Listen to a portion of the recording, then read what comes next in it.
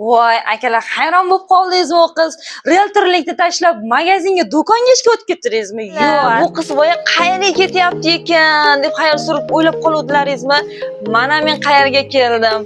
Qayerga kelganimni hozir ma'lumotlarni sizga tushuntirib o'taman. Men bu magazinni sotilayotgani haqida xabar berishga keldim. Bu magazin emas, magazinning ichidagi mahsulotlar sotilyapti.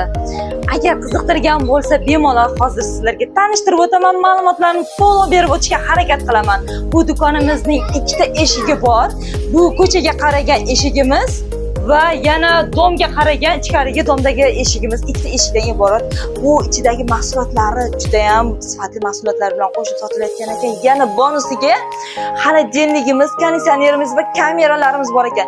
Bu magazinimizni 24/7 qilib ishlasangiz, bu do'konimiz qayerda joylashgan ekan deb sizlarga rosa qiziq tuyulyaptimi? Lokatsiyasini ham tushuntirib